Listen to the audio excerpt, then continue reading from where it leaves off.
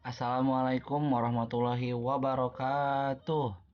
Halo sahabat pelajar, selamat pagi, selamat siang, selamat sore, dan selamat malam. Dan salam sejahtera untuk kita semua. Apa kabar kalian semua? Semoga tetap keadaan baik-baik saja dan tetap menjalankan protokol kesehatannya ya. Oke, di video pembelajaran kali ini saya akan menjelaskan materi tentang penyajian data matematika kelas 7 ya. Nah, sebelum kita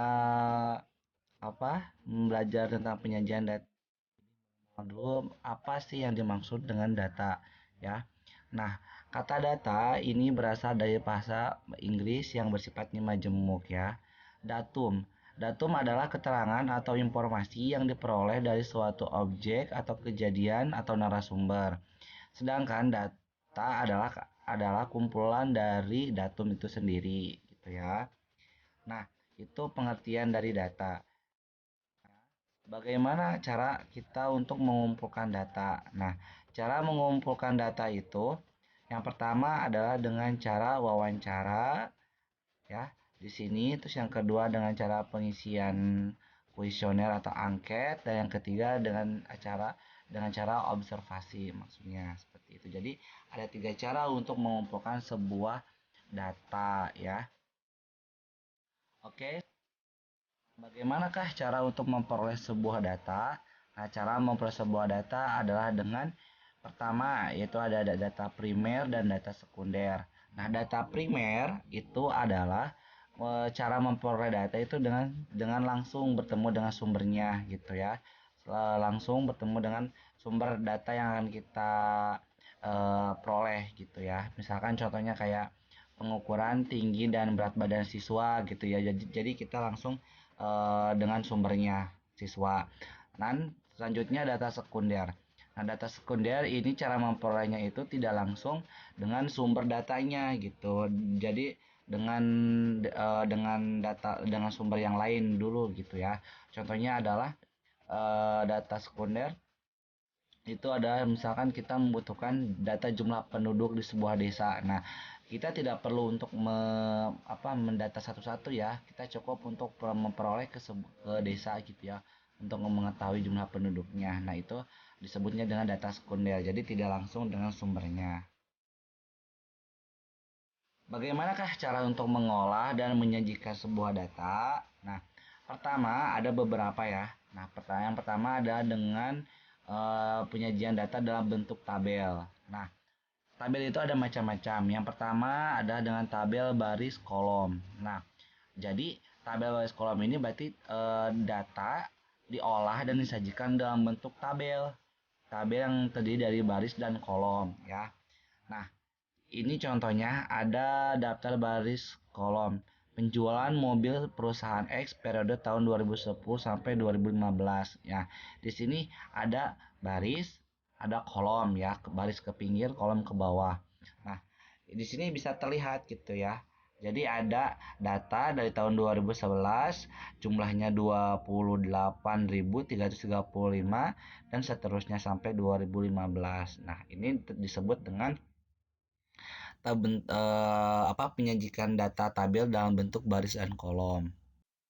Nah, selanjutnya adalah tabel kontingensi. Nah, tabel kontingensi ini digunakan untuk data yang lebih dari satu kolom. Contohnya adalah di gambar di sini ya. Jadi, tabel kontingensi itu terdiri dari lebih dari beberapa baris dan kolom gitu ya. Nah, di sini kan ada 3 baris ya.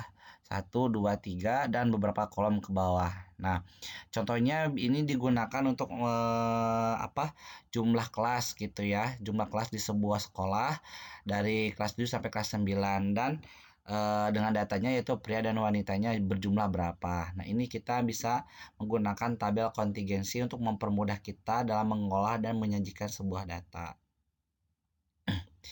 Nah, Selanjutnya yang ketiga adalah tabel distribusi frekuensi. Nah, tabel ini ya biasanya digunakan bagi untuk data yang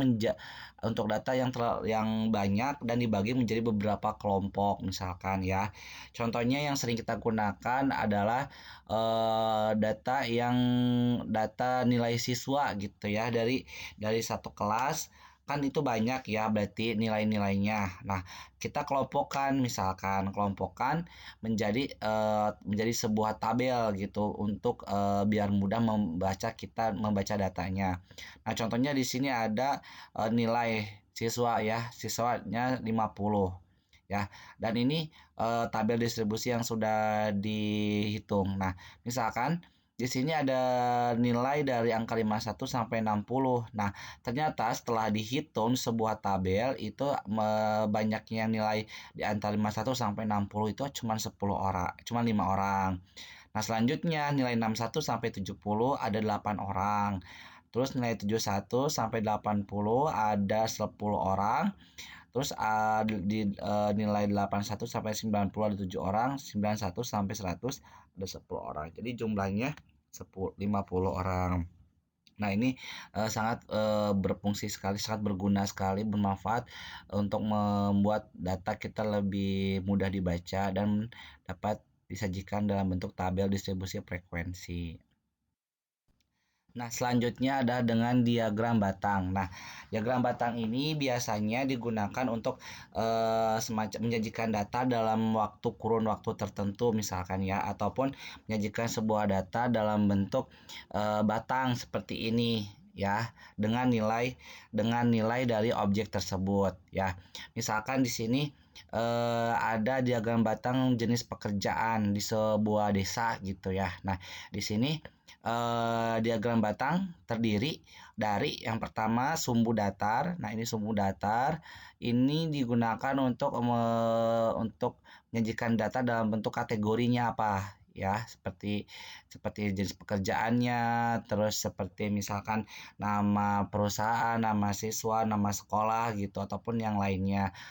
Nah, terus kalau yang misalkan ini sumbu tegak yang ke atas, ini adalah nilai dari kategori tersebut gitu ya. Contohnya di sini jenis pekerjaan ya.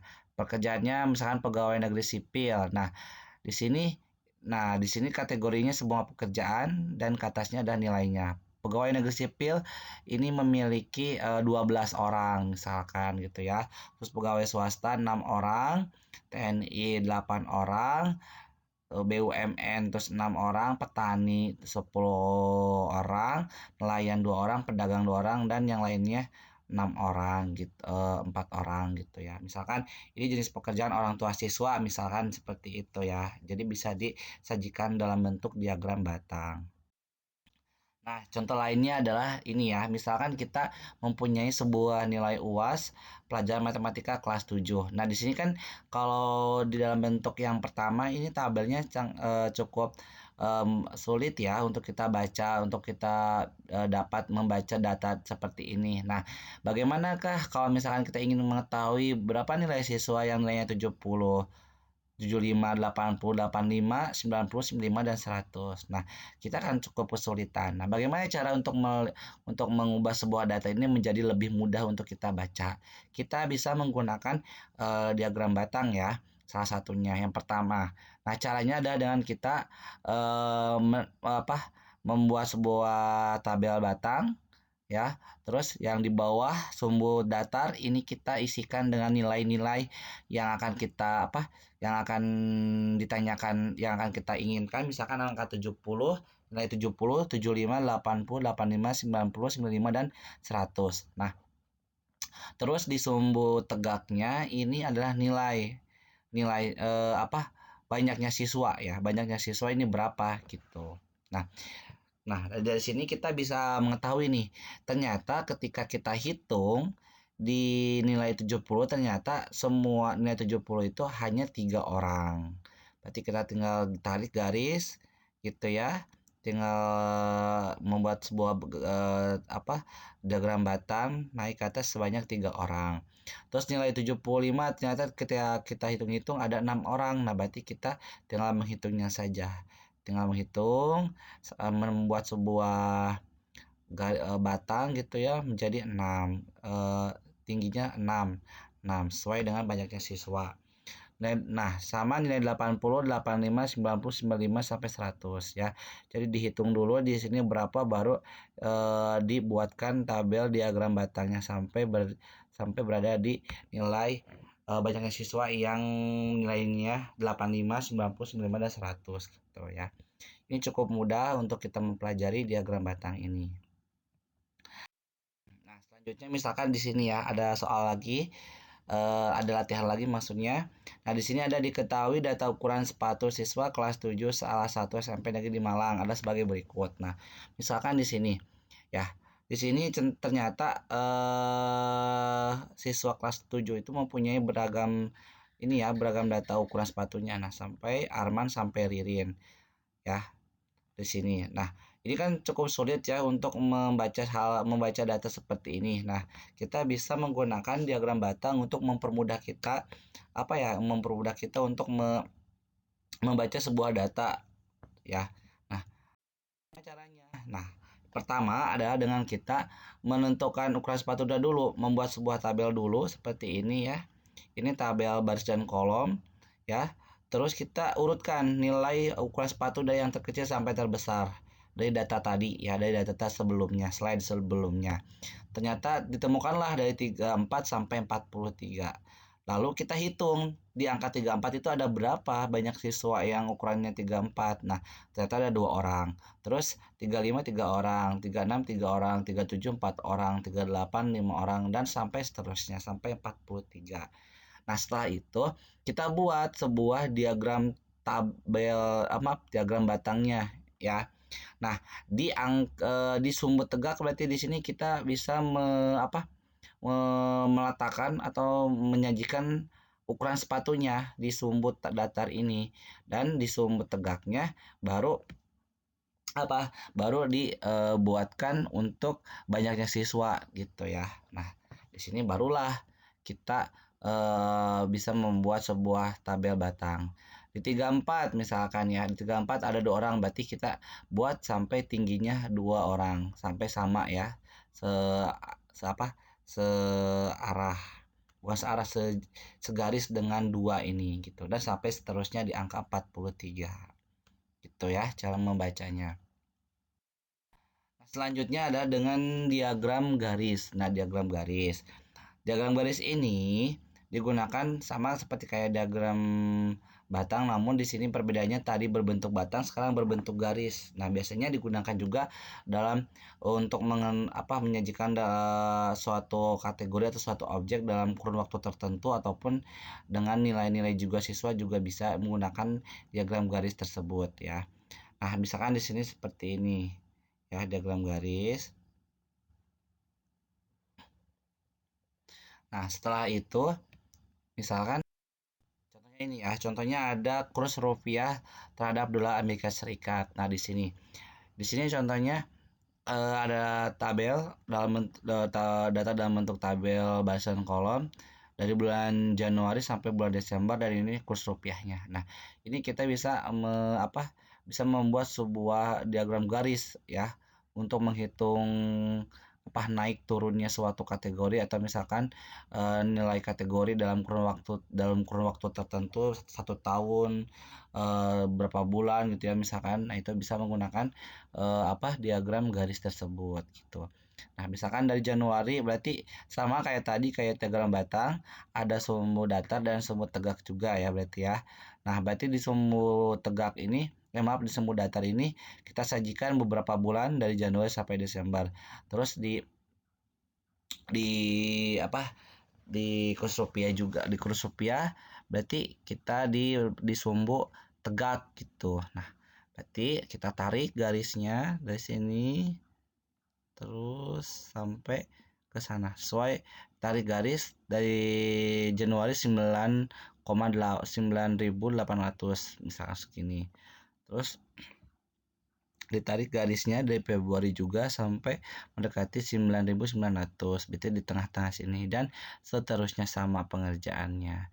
Baru kita tarik garis dari Januari sampai ke Desember gitu ya. Nah, selanjutnya adalah dengan diagram lingkaran. Nah, diagram lingkaran ini penyajian dan mengolah dan menyajikan data dengan diagram lingkaran, berarti berbentuk datanya lingkaran seperti ini ya.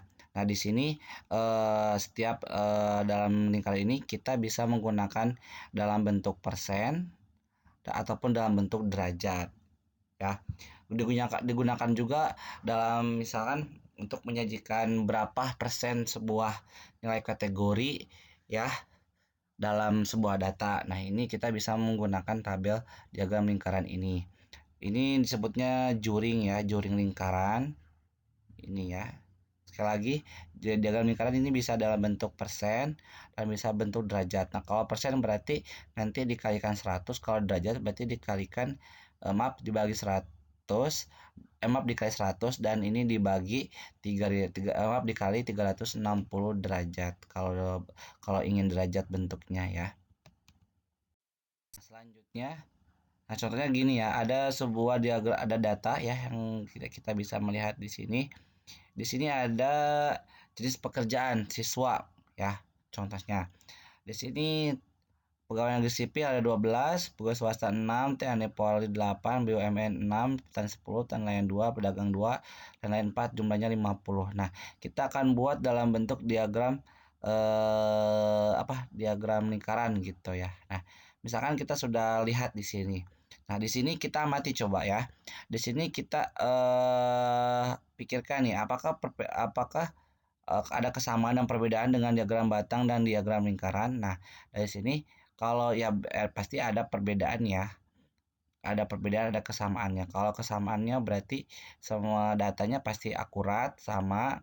Kalau perbedaannya gitu datanya kalau yang tadi berbentuk batang, kalau ini berbentuk lingkaran gitu ya. Dan berbentuk persen juga gitu. Nah, sebelumnya kita lanjut.